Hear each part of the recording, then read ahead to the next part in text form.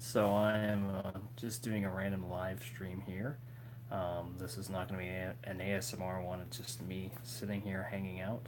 I'm going to leave it for about an hour or so, depending on who jumps on or whatnot. I'm just going to be reading a stack of books I have here. I don't know if you guys know or not. Basically, I had to stay here for the 4th of July vacation period. All my family went to Idaho. I had to stay because of work. So I'm here by myself, so I'm just, hanging out, killing time, and waiting for them to get back in the next couple of days or so. But I'll just be sitting here reading some books. If you did see this thumbnail, I will get to why I showed that image in a little bit, probably about 5 or 10 minutes. So, whatever questions you might have, let me know. Just me reading some books and being here for you guys if you have any questions or not.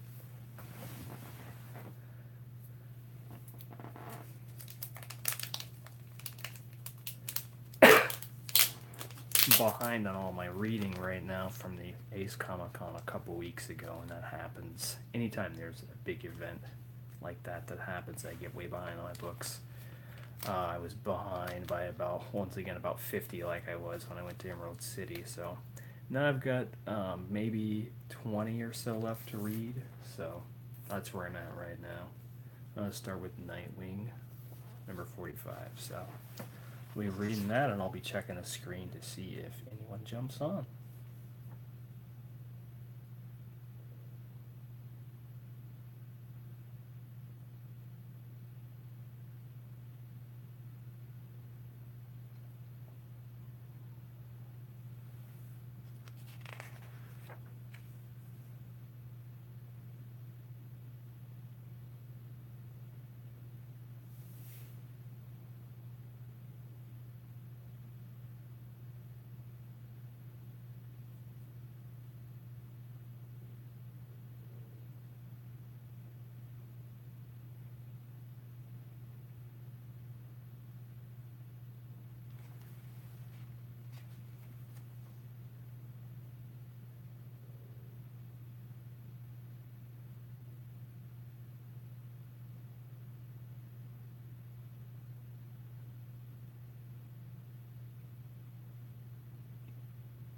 Oh, I see. I got some people chiming in here.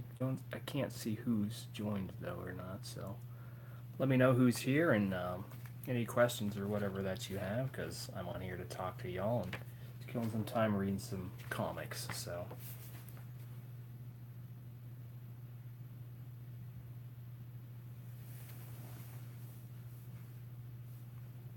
And yeah, I've got a cold going right now too, so but I'm still not in my relaxed voice. So if that's what you're used to, just gonna be speaking normal, because it's good to do that every now and then. So this is me in my natural habitat. So I don't have my mic that I typically use either. I have it here, but hey Marco, how's it going? But whenever I put it on my cell phone when I have internet going, it usually has an interference sound. So I'm not sure if it do the same thing during a live stream or not. So I could put it on, see what happens, but I don't know. Like I said, this isn't really a video that's about like ASMR sounds or anything like that. So nothing too fancy, I don't think. So and then I was trying to set up.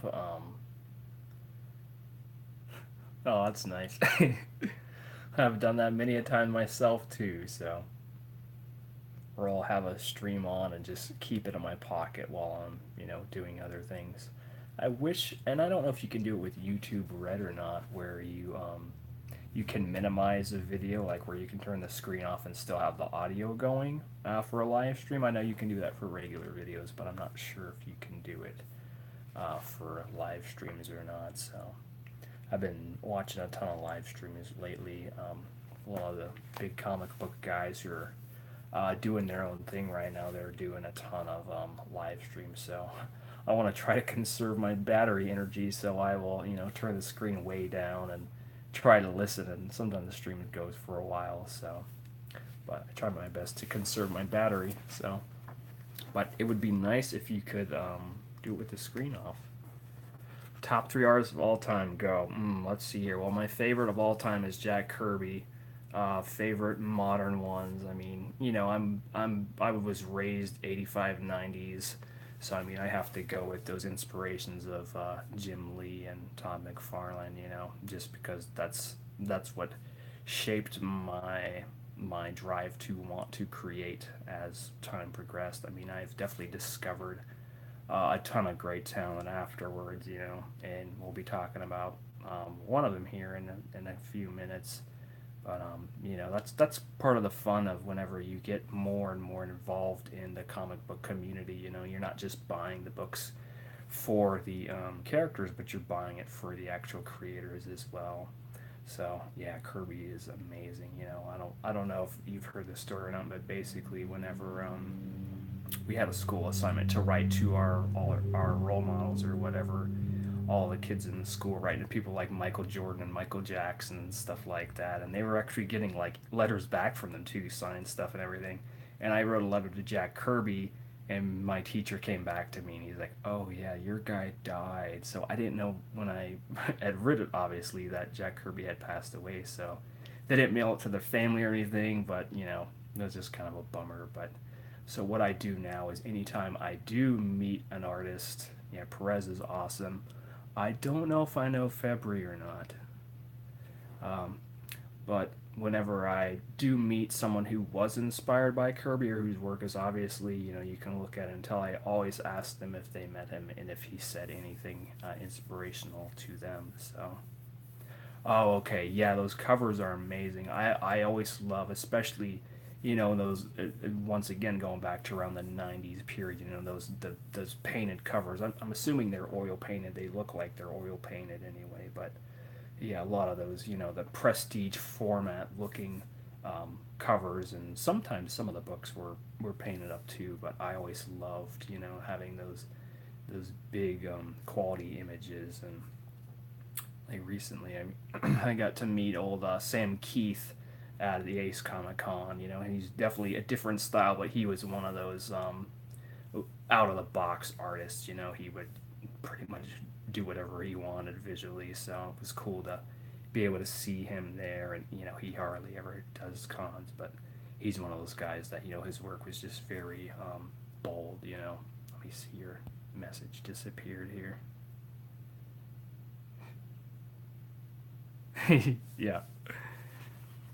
Yeah, it's good stuff. I don't know if he did some Batman stuff too. I think he did. I'm not sure. I know I did a video a while back of some vintage Batman cards I got, and they were all like, I would say about half of them were like painted cards, and then the other half were, traditional comic images, but a lot of very, current favorite titles at the moment. Let's see here. I mean, I've loved the Turtles a lot. The recent issues haven't been super amazing, but in general, I really like IDW's Turtle Run. Just they have a lot of fan service, and they do inject some new stuff into it, but they have a good blending between traditional stuff and balancing it with new ideas as well. So I really enjoy that. Um, I don't know. A lot of the other ones, they're kind of off and on a little bit. And the thing that really bums me out with current books is you'll have an artist for 2 or 3 issues, and they'll switch artists, and sometimes it'll switch back and stuff like that. So that's something that really bums me out, because back in the day you'd have someone stay on a book for a year or longer or something like that. So you would have a run where you could point to that year or whatever and be like, oh, that was their run, but it's hard to point to that now. Um, I don't know, and it's really been maybe around the middle of the 2000s when it started to be this bad, I think, because now they're trying to turn out most of the books they're trying to put out 2 or 3 times a month. So a lot of these artists, they can't turn out books that fast. So they'll have like a good artist for a couple issues, and then kick it to someone to let the other guy catch up on the other issue or whatever. So, but I mean, I enjoy the Batman art. I have not read 50 yet, but it's spoiled everywhere, so that's super annoying to me. But King's writing has been up and down for me. I enjoyed the random jokes he wrote for Joker during the riddles and knock knocks. I think that's what it's called. But I enjoy. Yes, Chicho is he's one of he's probably the one who's posted the most comic book stuff. But he's great. He's super knowledgeable. If anyone out here hasn't seen his stuff yet, he's really knowledgeable.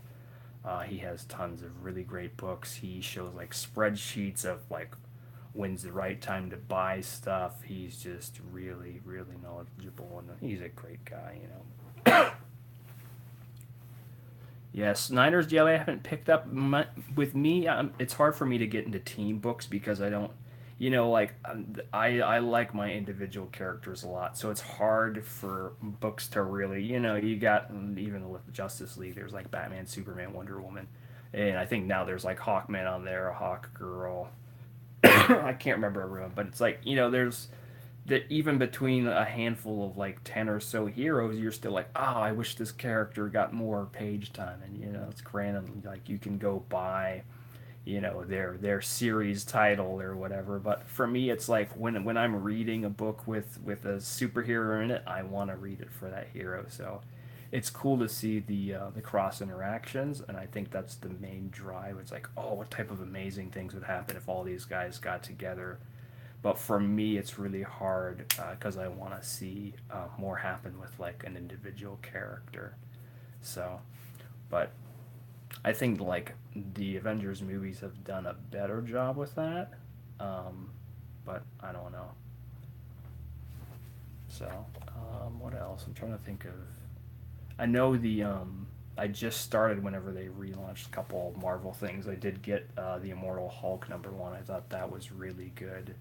Um, how it had like some philosophical type stuff in it, and that's interesting to me.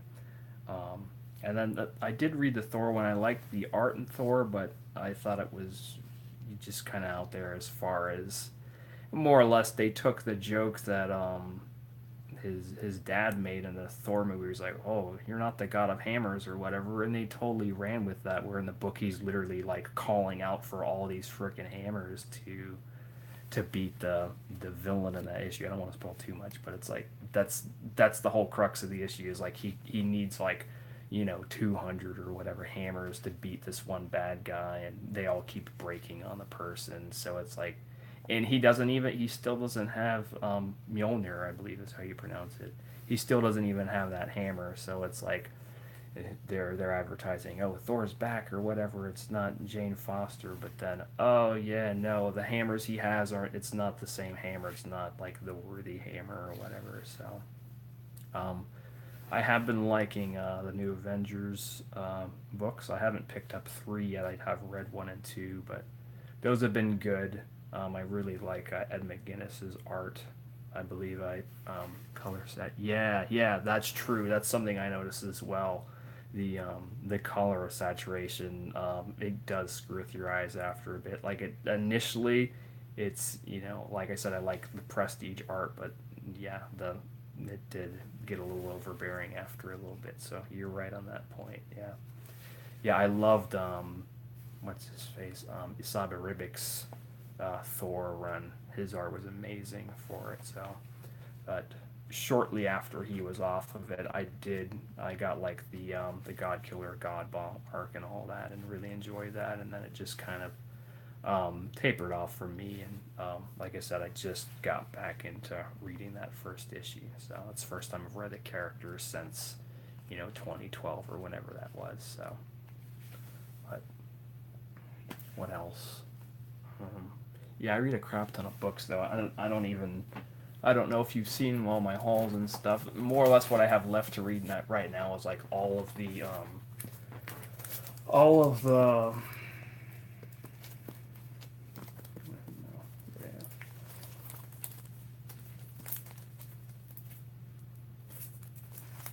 I have like Batwoman left to read, and this is actually going to end in a couple issues. So, and then they're changing the roster on Teen Titans on issue 20. I don't like that either. That's part of the reason I got that book was for the specific group of people they had in it. Um, Mainly, I like to follow what's going on with Damian Wayne. Initially, I hated the character, but whenever he was brutally uh, killed in the line of fire. Maybe that was in 2013. Whenever that happened, that's when I became invested in the character. So, and then I'm reading the old Image Turtles. Writing for Teen Titans is okay. I mean, like I said, right now I'm probably gonna jump off on 20, and I don't. A lot of it too. They had Superman's son was doing a lot of interaction within the book too, and I was loving what they were doing with the Superman book with Superman and his kid and stuff. So there's a lot of crossover with the friendship between Damian and Jonathan, which is Superboy. So they were bringing that over a lot, and Damian would keep being like, "You're not on a freaking team. Like you're not a teenager. You're still." I think he's like 10 or 9 or something like that. So he's like, "You're not a teenager, so you can't be on the team, even though he's powerful." Damien would keep giving him crap and be like, "Oh, you're not strong enough to be on the team." So he would like hold that over him, even though he knew that he was definitely a valuable member. And they've had a couple like off and on. They had like I think they had 2 crossovers between the Superman book and I think one other one. I can't remember. I know they had like a something where Deathstroke did a crossover thing between it was between 5 books, I want to say, and that was okay, but it wasn't a huge payoff for me. So, but the main reason I got that book, like I said, was for Damien, and then for the interaction between Superboy and him, which I find really interesting. So, oh well, yeah, and then like they're finally reprinting the Image Turtles books, which were I think all drawn by Larson. I'm not sure. I know Eric Larson did the cover here, but it's just super weird and just totally out there, really brutal. Yeah, and I can show you real quick. Maybe the team that's coming up in it is really out there. So I think I saw like Lobo has a daughter, I guess, and she's on the team. And then you see Red Arrow is on the team now. They don't show everyone here who's on it. They might. Yeah, we get to the back shows the new team. Maybe. I just saw Lobo's daughter right there. And this other kid is like a big blue overweight guy. I don't know who the heck that is. I guess this book is the segue into that, maybe. I haven't read it yet, so. But I can't.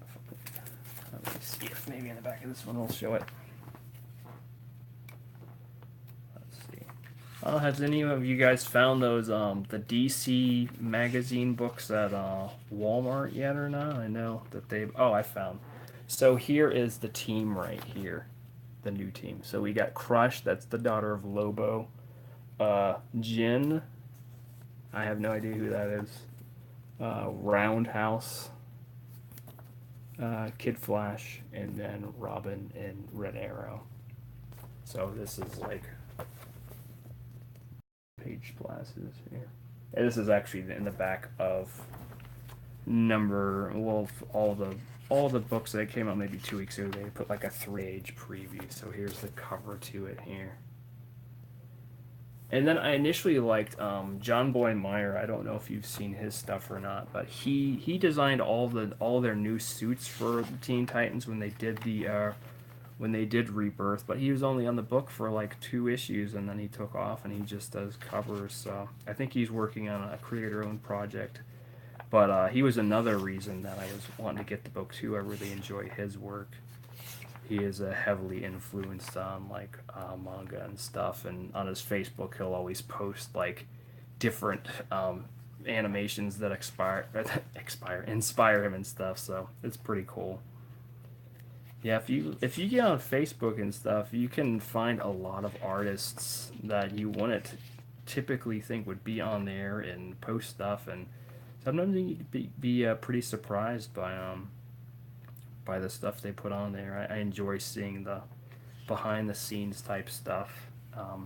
because you know, as a kid we didn't have that. You know, you'd write in a letter to the company, and then like you'd maybe hear back from them like 3 months later, and if you were lucky, it was printed in a comic or whatever. And they're actually trying to bring that back now. I know they're doing it with Marvel. I'm not sure. I haven't really seen DC do it, but that's one thing I do love is, you know, being able to have that instant gratification. But I know it is hard to balance because you know, there is a side of it where sometimes it's overwhelming for both the fans as well as the artists to have that much interaction, especially if you disagree with, you know, the work they're doing or something else that they might share in their own lives, whether it's political stuff or whatever, which I don't get into all that either. So, but a lot of people do, so there's a lot of pushback there. But I guess we're 20 minutes in. I can talk about it now. So I don't know if saw the Teen Titans, Female Steel. That might be on the regular Titans now. I think I saw, because I noticed a lot of people who were on Teen Titans moved to the regular Titans book. I know that Beast Boy did, and I saw Raven on there. I cannot recall, but I think I did see a character who looked like Steel on there. So, yeah, the thumbnail I was holding up, I got this old Mitch Breitweiser print that I got back from 2010. He actually just launched an Indiegogo today for his brand new original character called Red Rooster. It's a 1930s period piece. So this is what more or less what the art looks like if you haven't seen his style or don't know who he is. But check it out. I think and it's like a prestige format thing. These guys, they are more or less doing like 48-page special, like square bound book. So it's something that looks nice rather than your standard book. And I think they're around $25 or whatever. And then they have different levels you can check into. So check him out. He just started that campaign. He's already raised quite a bit. He has already exceeded his goal at least by double, if not more. So it's been live for maybe 12 hours, and he's averaged maybe about 4,000 per hour. Mitch Breitweiser is his name. The name of the book is called Red Rooster. If you go on Indiegogo, it's Red Rooster, and then you can also Google it, Mitch Breitweiser, Red Rooster. It'll pop up for you. So, but he just started it. So, what else here? Yeah, I've just got like all the Heroic Age books here, and I mean they're pretty good. They have I would say, let's see. There's elements I enjoy about it, and then other things that I don't.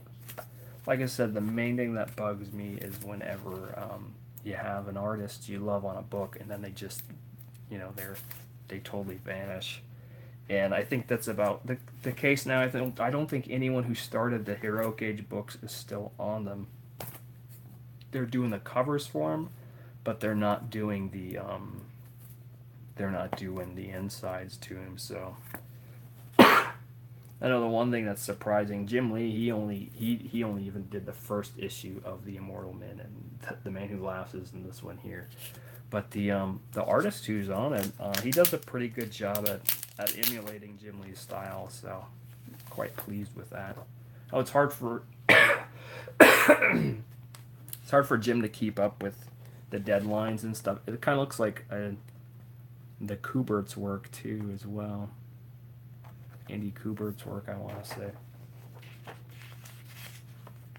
But I don't think he has the same inker that typically inks, or he might. No, it's not Williams inking it. But if I can find it, yeah, but it's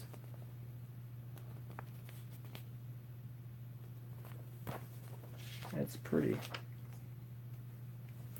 I don't like.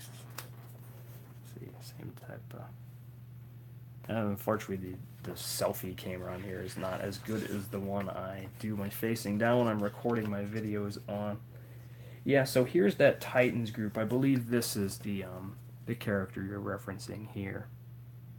So this is the new Titans roster. So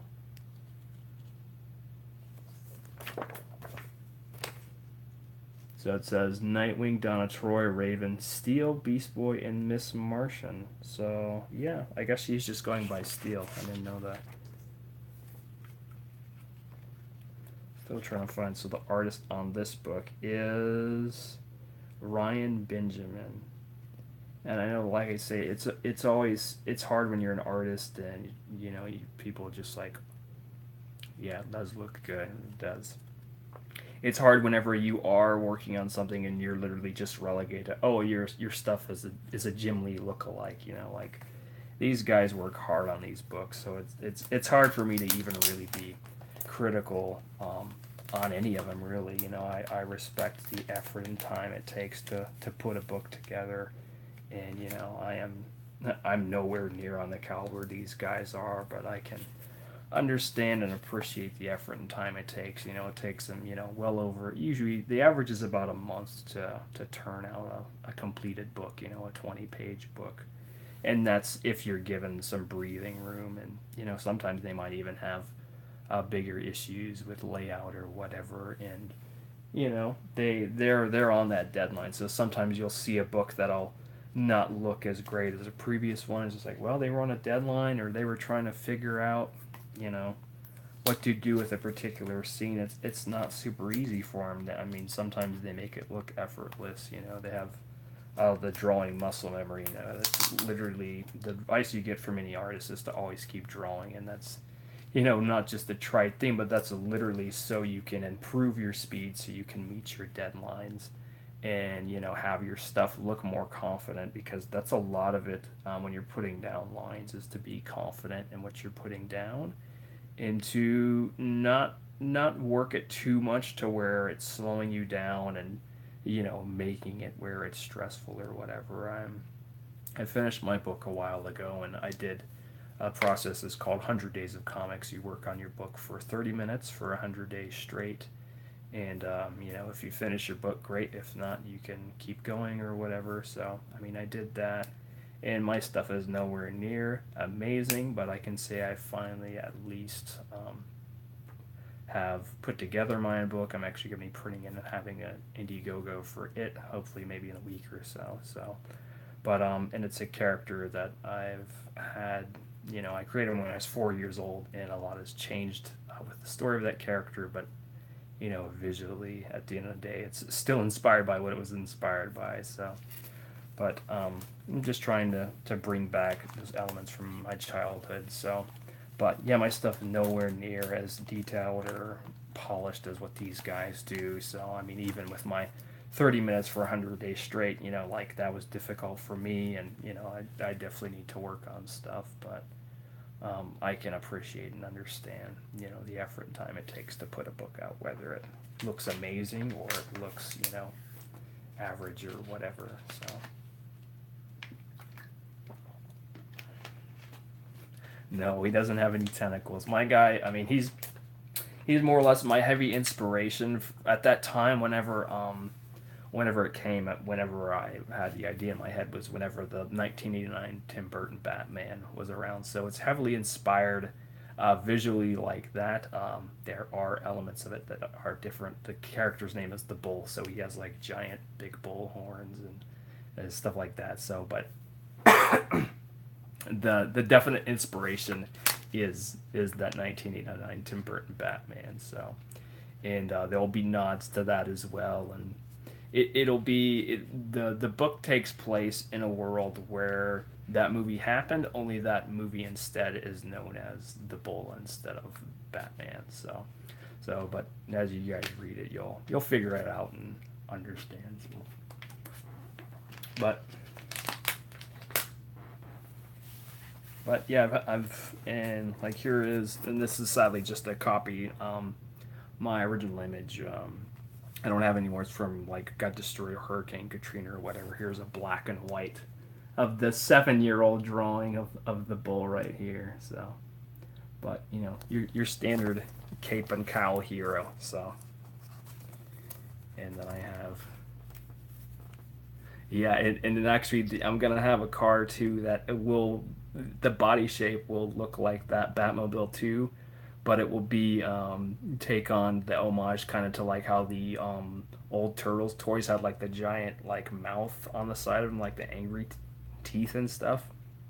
It'll be like that, where like the sides will curve out like a mouth, and then it'll have horns coming out of the top where Batman would come out of on there. So the body shape of the car will look a lot like that car, only it'll have horns on it, and it'll have like the mouth thing going on the sides of it, and then the front will have like a nose ring type of thing instead of like the circle with the torpedo. It'll be like a nose with a ring. So, but that's later on.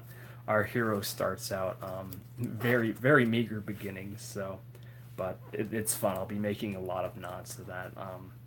I think there was a lot of great things that came out of that. Yeah, oh yeah. There were a lot of great things that came out of that time period. People look back on it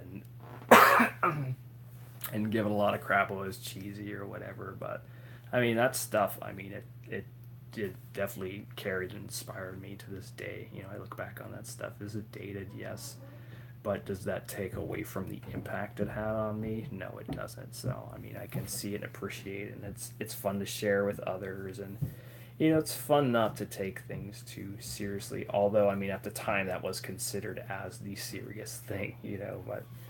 And I mean, it definitely wasn't 100% kid friendly. And actually, the second Batman movie, Batman Returns, it got banned in my house. I had super conservative parents, and since like Catwoman swore and like they were killing kids and stuff, all that stuff, like my mom was just like, yeah, no, we're not doing Batman anymore. And so we would watch the animated series in secret. I would tape it on VHS, and like I'd learn how to do it where I could set like the machine to be on the channel and record, and I have like something in front of the readout where it would say recording, so like you couldn't tell it was on, and the recorder would be on a different channel than the main TV, so we would secretly record the show and then go back and watch it. And we hit all the episodes under the bed and all this stuff. At that time, and then Ninja Turtles got banned from us too because we were trying to judo chop each other. So my mom's like, that show's too violent.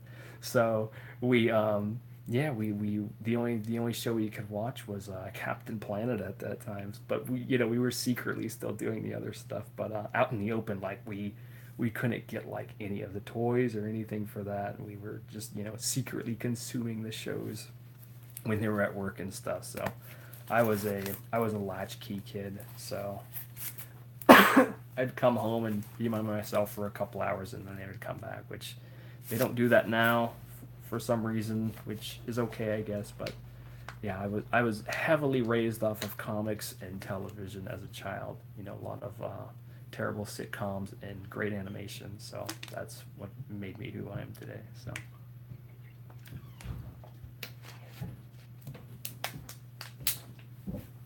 What else? I'm gonna start getting Spider-Man once they relaunch it too with Ryan Otley. But even in the previews for that, I saw they're gonna switch artists on that. Not even that. Maybe issue 4 or something. It's gonna switch. I don't know if it'll switch back to him or not. But that's what I'm talking about. Like the books. Like no one can stand a book anymore. Yeah, I think we all did that. And you tell yourself you saw something. Yeah, thanks. we all tell ourselves we saw something when we didn't see something. It was all just squiggles, but we tried, didn't we? And what sucked is like I didn't even have that many channels as a kid. We started on channel 3, and then it went to 13, and out of those was still a couple premium channels, and then I think 14 through 16 was also premium. I think HBO was channel 2. So at that time, we had like maybe 10 or so actual cable channels. And then when I was, I want to say, was I 13 or something? It was around that time. I think I was a teenager. I think it was 12. I was 12 actually. And the cable company just decided to open the floodgates, and then we finally had like Nickelodeon and freaking Cartoon Network, and Cartoon Network came a little bit later. We had to get satellite. We had to get DirecTV to watch like Dragon Ball Z and stuff. But for a while, I would just, be consuming the Nickelodeon shows, and I was, freaking 12 years old, and everyone else had already seen all the shows, but I was all excited to watch those shows for the first time at age 12. So I was just, loving the crap out of like Rocco's Modern Life and stuff. That was probably my favorite Nicktoon was Rocco, and so I love that. And then, like I said, we did satellite, and we were able to, watch Dragon Ball Z. And then I think when I was around 15 or so, then the cable company finally had Cartoon Network and started to open it up to be around, 60 channels or whatever. But, for the longest time, we had a very limited entertainment area, and we would just more or less, I'd keep it on TBS for the most part and watch all those reruns of Saved by the Bell and Family Matters and Home Improvement, all that type of stuff. So yeah, I missed out on a lot earlier. Like, I wasn't huge in like Perfect Strangers or Step by Step or any of that, but and then wrestling was huge for us too later. Everyone from that time period was watching wrestling, the whole Stone Cold Steve Austin stuff, the Attitude Era, and the NWO, WCW stuff. That's everyone was watching. It was one of the most top rated shows at the time. Yeah, Rugrats was good too. I definitely loved Rugrats, but the fact that they were babies, I would watch and enjoy it, but I wouldn't really talk about it a lot since this show was babies. But yeah, then that was a huge show too, because it was on for so long. It ran for, I want to say, maybe 10 or so years, and then they did it all growed up. So yeah, but I definitely watched all those too. Anything I watched, yeah, Bill Goldberg, yeah. I actually used to have this giant Bill Goldberg action figure that I pre-ordered from my KB Toys, and that thing was awesome. I don't have any of that stuff anymore though. Before I left for college, Hurricane Katrina hit my house and destroyed everything. So I pretty much had all that I took with me to college, which wasn't much. I still had some items, but it wasn't a ton of things. And then the transmission fell out of my car on the way there, and then I was towed 14 hours from Mississippi to Missouri. So that was a good time. And then I did continue to acquire more things when I was in college, but then when we moved out here to the Seattle area, we had a friend who was supposed to watch our crap, and they decided to sell everything instead without our permission. So I lost all of my, I lost all of my comics and everything. I used to have every issue of Captain America from 1970 to now. I had, tons of signed things. I got lucky because since like this print here, this was before all that stuff got happened, but I was smart enough to have my prints where I set them aside and took them with us more or less. But we had so much stuff, we were gonna slowly ship the rest, and rather than do that for us, they decided to sell what I had. So, but but at that time, like, yeah, I had the first printing of the Jeff Loeb, Jim Lee Hush signed by both of them at C2E2 as well, and that got sold. I'm sure she sold everything for, not even anything, because she wasn't very bright. So that's what stinks too. We got ripped off by someone who wasn't very smart. So, but we were just too trusting. So the person was actually in her wedding. Yeah, Seahawks. It was definitely exciting to be in this area whenever they were going to the Super Bowl. I had never experienced anything like that in my life. I grew up in the Gulf Coast, Mississippi area, so we could cheer for the Saints, but still that was one state over was the Saints, and they weren't very good whenever I was living over there. So, or one time there was a headline that says Saints snatch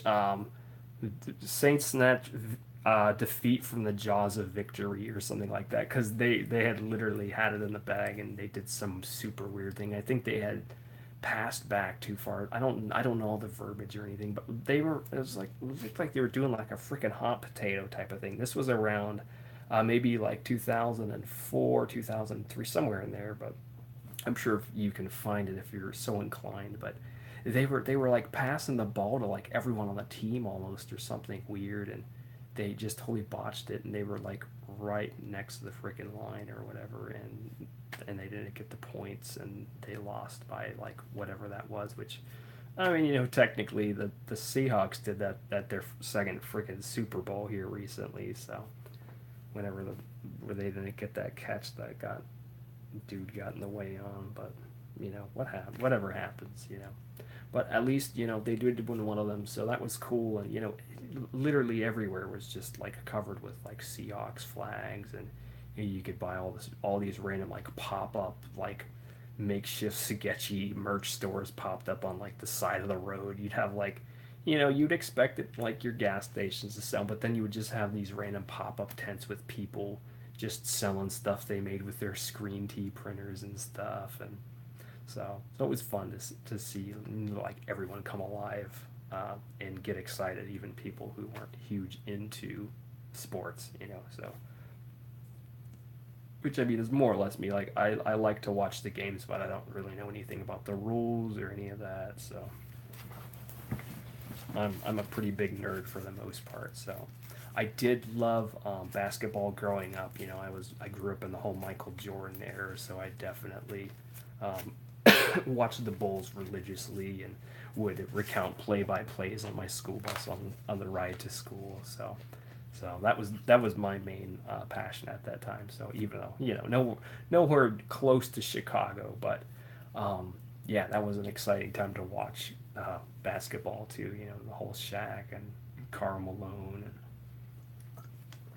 all that good stuff. And part of it's nostalgia, but to this day we still talk about how good Michael was, and there's debates about that. So, but yeah, a lot of fun stuff. I'm trying to think of what else. Um, Going back to the favorite comics thing, I mean, I really loved what was going on with the Superman book before Bendis took it over. I mean, I don't think it's been. Yeah, the Bulls were amazing. I don't think the Bendis stuff has been like ground shattering. I mean, I think it's been okay, but I was really liking what Tomasi and Gleason were doing on the book. I don't know if you've read it or not. I started to read the series on the channel. It's hard. I want to do more readings, but it's hard for the view count. More or less, more people watch the comic hauls and the previews, flip throughs than the reading videos. I do like doing the reading videos, but it's hard to put in the extra time and effort and hardly get any views out of it. But I think I read the first six or so, but it dealt with the family dynamic between Superman and his kid, and then as well Dan Jurgens being on Action Comics, and he was the one who was drawing Superman when I was big into Superman in the '90s. So to have all of that stuff going on, like I really liked the Superman books, and I hadn't picked up a Superman book in the longest time. But when Rebirth happened, I committed to following Superman as well as Batman. For the longest time, I was just stuck on Batman.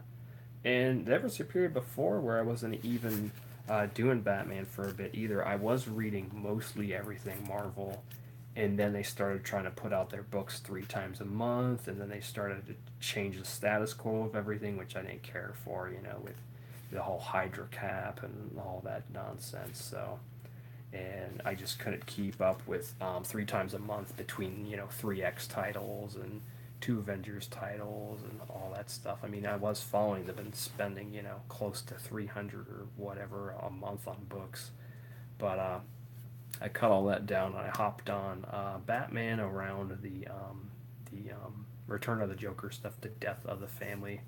I can't remember it's called of the Family or In the Family. I think In the Family is the Jason Todd death, and Of the Family is the Snyder and Capullo run.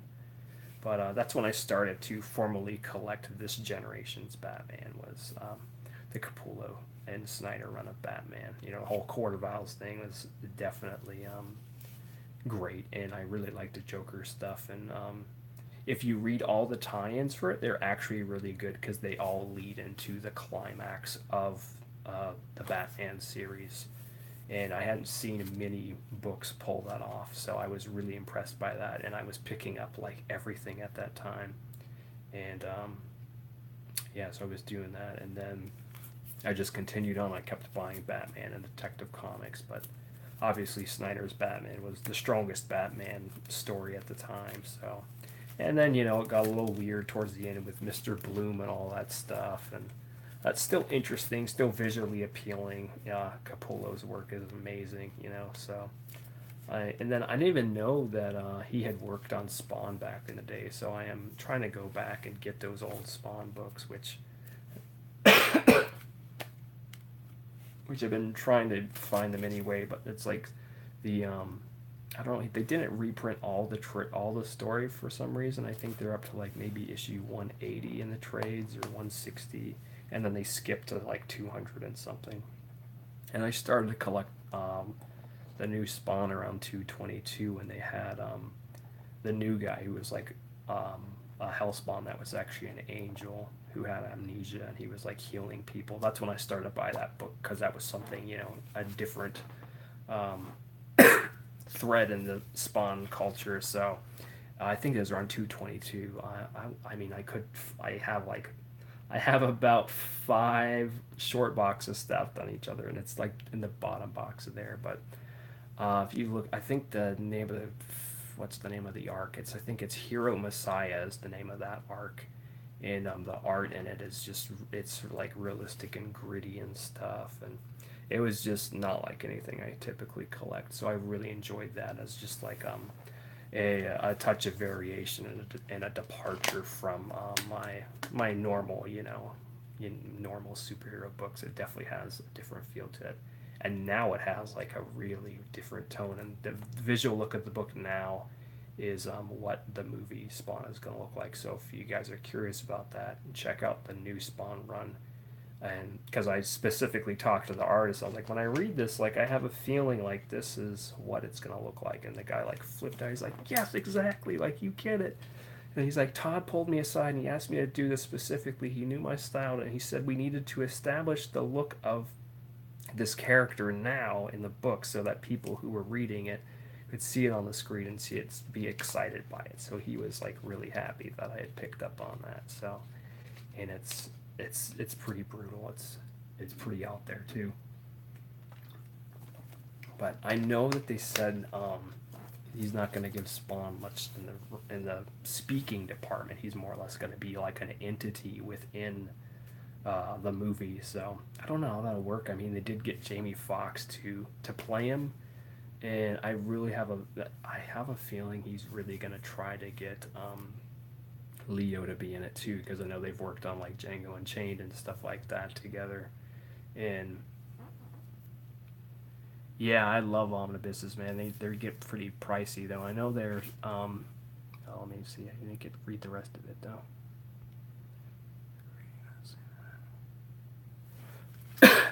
I know there's a site you can. I'm trying to remember the name of the site. There's quite a few where they have like the trades are half price and stuff. I'm blanking on them now though.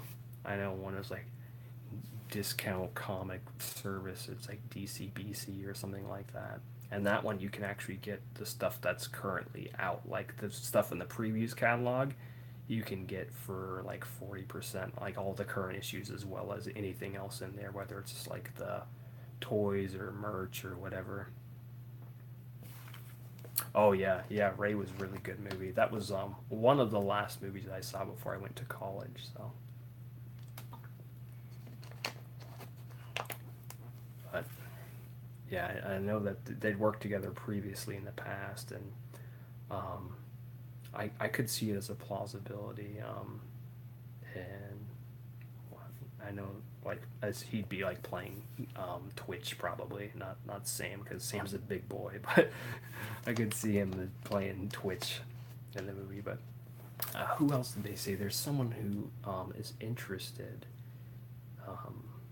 I can't remember. It's a bigger name too. I can't remember though. Some odd news. Apparently, Jim Carrey is going to be Dr. Robotnik in the live-action Sonic movie coming out. So that'll be really odd. I'm sure the movie will tank, but you know, it'll be interesting to see. I'm sure he will more or less reprise his Lemony Snicket's character for that, only with the big orange mustache. So, but you know, it's kind of random. And then apparently Paul Rudd is going to be in the movie as like a guy who is a friend of Sonic. He's like a human friend cop of Sonic the Hedgehog. So that reads very Sonic '06 to me, which is a horrible, horrible game. So if you haven't played that, please don't. It's awful. But we'll see what happens there. What else? Yeah, I mean, like there are things I really liked all the beginnings of the Heroic Age books, like those first initial starts. Like they were really good because they had the big talent on the interiors. So I would say the biggest one that's still going really good, the Terrifics is doing really good. It's more or less DC's version of the Fantastic Four, which Fantastic Four is coming back, and I'm gonna be following that too. Um, and then Silencer is under Bogdanovic right now, and his stuff looks a lot like Capullo's stuff, which I'm sure if you told Capullo that he would argue with you, but there's definitely similarities there. So I'd probably say visually those two um, are the most appealing at the moment to me. Um, yeah. But I mean, all of them had strong starts. I just wish that they continued to have strong starts, or not strong starts, but they continued to be strong books. And then I still have to make. I got 2 copies of all the number ones, because on the back you fold it out, and all the covers connect into like one giant super image of all the Heroic Age characters. So, but they've got the covers just stapled on, so you literally have to take staple remover and remove the entire cover. Yeah, I don't think you'll be disappointed with the Terrifics, but you have to like rip the freaking cover from the book, and more or less like you have to use the entire cover as like reinforcement, like where you tape part of the cover to the other cover so that everything lines up clean. So they really didn't think about that very well. Now, too, also they only put it where the initial print runs of only the first prints of all of them had the big huge covers. So if you got a reprinted one, it's just the standard cover, so it doesn't fold out on either side of the book. So that was the appeal of it, was ooh, you can make the giant super image, and they were all $3 a piece, so not too bad. I probably wouldn't have done it if they were 4 or 5, but I figured at least that I would have a cool poster at the end of it. And it's like a jam piece. It's all the different artists who worked on the book too. So it's like they superimposed all the characters by the different artists into like one big image. So,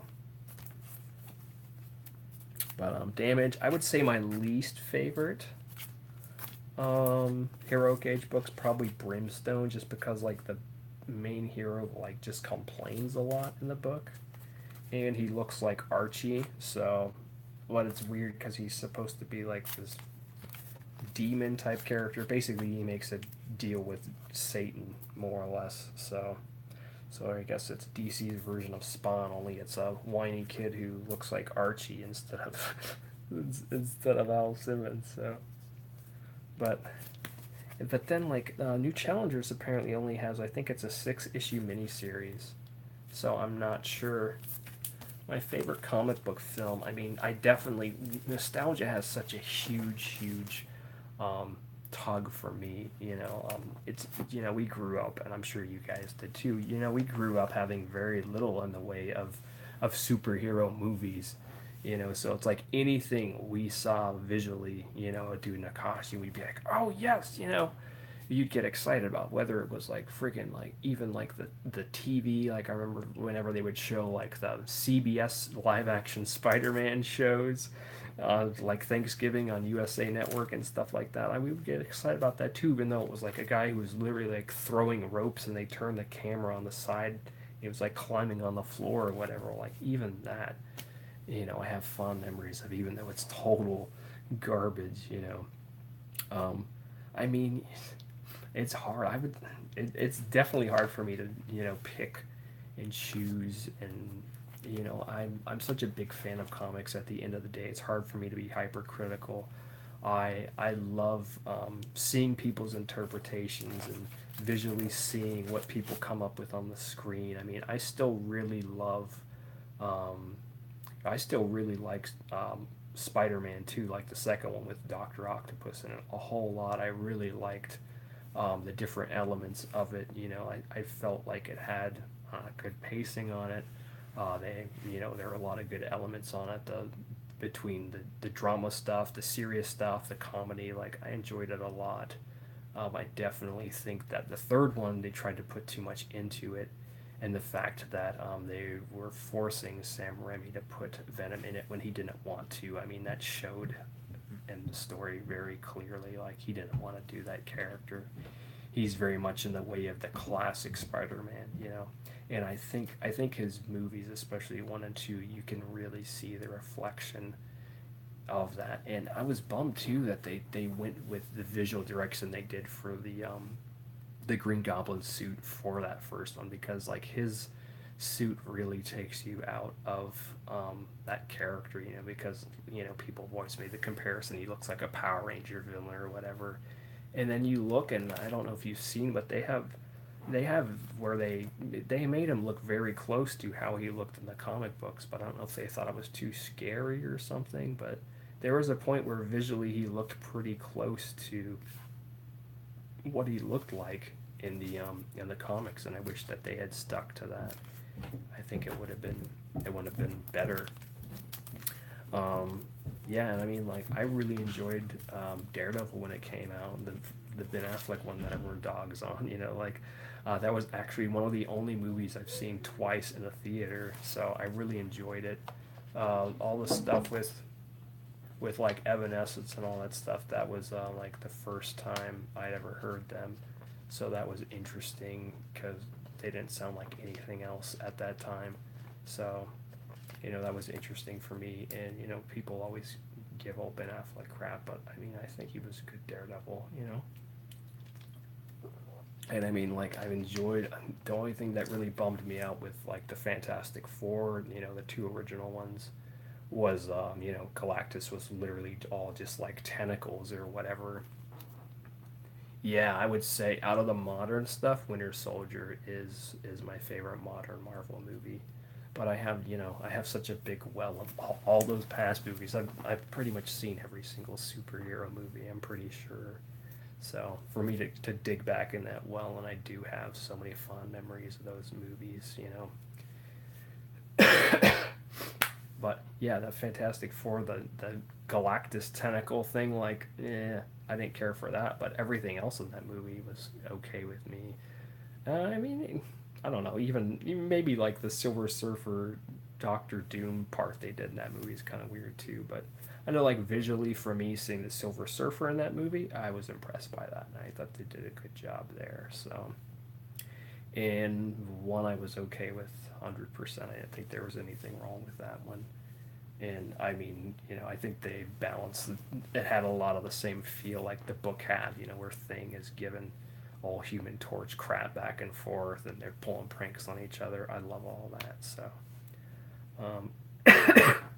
I know whenever I saw like the Ang Lee Hulk in the theater, I thought it was okay, and then the more I thought about it, I was like bummed out with it. Uh,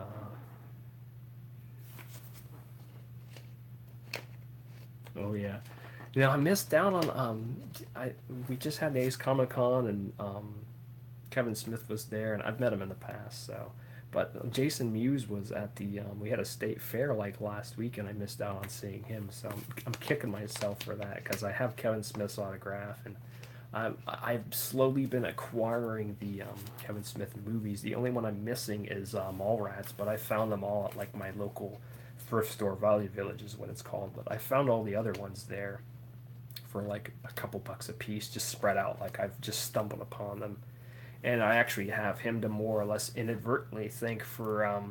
I found a copy of the New Mutants '98, like bagged and boarded and in perfect condition at this Value Village, because I was gonna get an evening with Kevin Smith on DVD, but it wasn't until I got paid, so I had to come back the next day.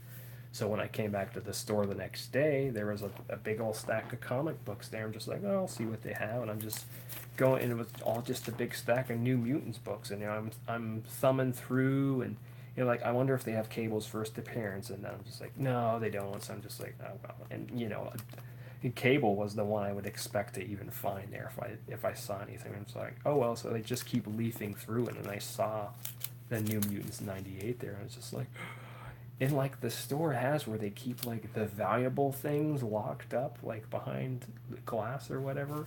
So since it wasn't a number one or whatever, it wasn't yeah, it wasn't anything that they thought was important, and I was just like, and even like when I got to the register, I was like shaking a little bit, like, and like they're just rang it up, and then I just like freaking like jogged on my bus and went home, and I couldn't believe I got out of there, and like I have it somewhere. I kept like the bag and board it came in that has like the little 199 sticker they put on the bag and stuff, but because it's so funny, because literally I just stumbled upon that when I was trying to pick up a Kevin Smith movie, and I did get the movie too, the Evening with Kevin Smith, but that's why I went in there, and so nice little bonus, and I'll always look through stuff and try to find things like that, but that type of thing typically doesn't happen twice, but a nice little cool story and a nice moment to have, so.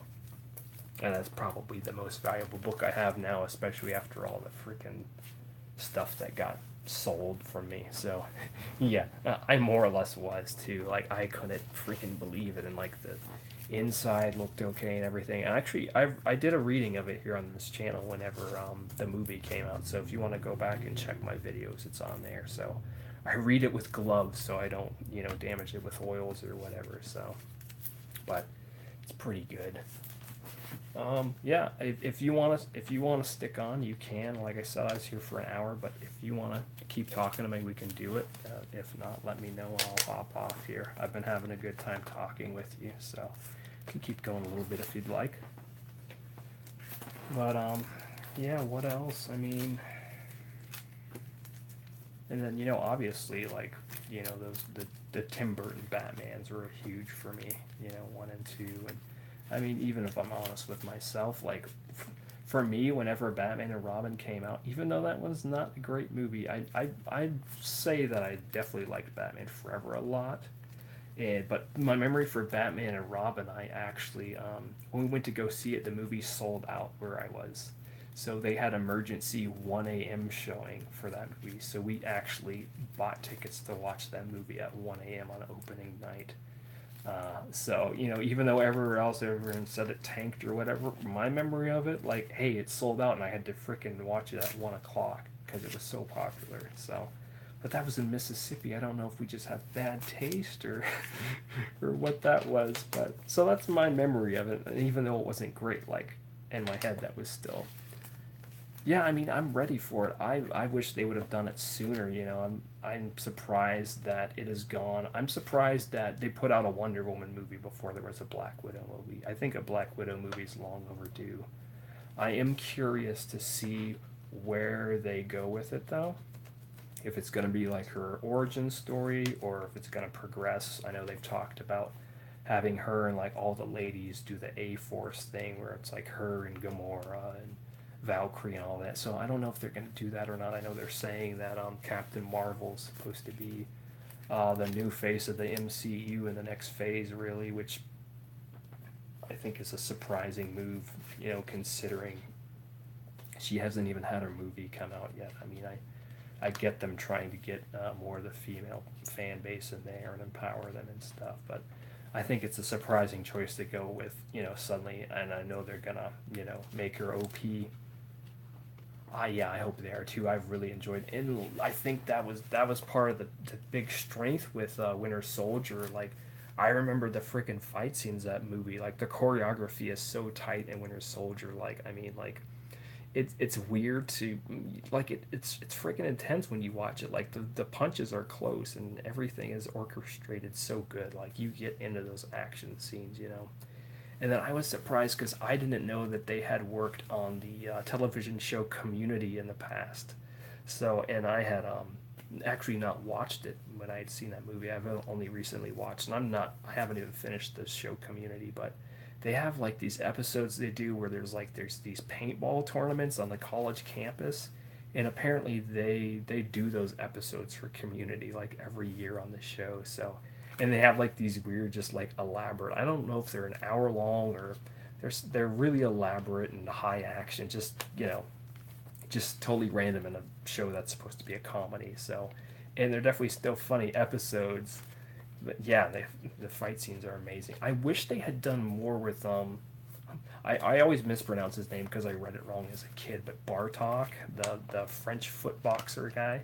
I wish they'd done more with him than have just that initial opening scene, though. I think he deserved more than that just an opening scene, so. But we'll see.